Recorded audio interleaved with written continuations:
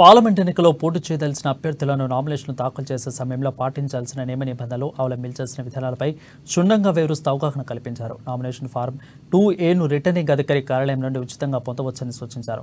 కలెక్టరేట్లో ఆర్ఓ కార్యాలయం ఏర్పాటు చేయడం జరిగిందని, ఈ నెల 18 నుంచి నామినేషన్లు స్వీకరించడం జరుగుతుందని తెలిపారు. ఉదయం 11 గంటల నుండి మధ్యాహ్నం 3 గంటల సమయంలో నామినేషన్లు అందించాల్సి ఉంటుందని తెలిపారు.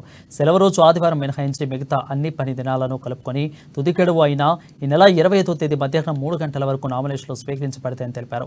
నిర్ణీత గడువు, నిర్ణీత సమయంలోపు రిటర్నింగ్ అధికారి వద్దకు చేరుకొని వారి నామినేషన్ ఫారాలు మాత్రమే స్వీకరించడం జరుగుతుందని కలెక్టర్ స్పష్టం చేశారు.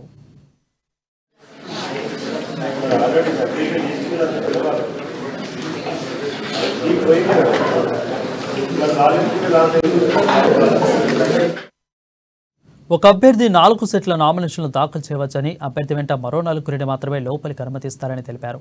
జాతీయ, రాష్ట్ర రాజకీయ పార్టీల తరపున పోటీ చేసే అభ్యర్థులకు వారు పోటీ చేసే నియోజకవర్గంలోని ఎవరైనా ఒక ఓటరు నామినేషన్లు మాత్రమే ప్రతిపాదిస్తే సరిపోతుందని స్పష్టం చేశారు. అదే రిజిస్టర్ రాజకీయ పార్టీల తరపున పోటీ చేసే వారికి స్వతంత్ర అభ్యర్థులకు 10 మంది ఓటర్లు నామినేషన్ సంప్రదించాల్సి ఉంటుందని సూచించారు.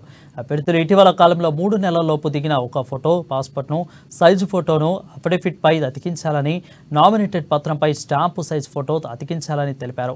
ఎన్నికల్లో పోటీ చేసే అభ్యర్థులు వేరే పార్లమెంటు సెగ్మెంట్కు చెందిన వారైనా పక్షంలో తప్పనిసరిగా వారి అసెంబ్లీ సెగ్మెంటు ఈఆర్ఓను ఓ ఓటరు ధృవీకరణ పత్రం సమర్పించాలని తెలిపారు.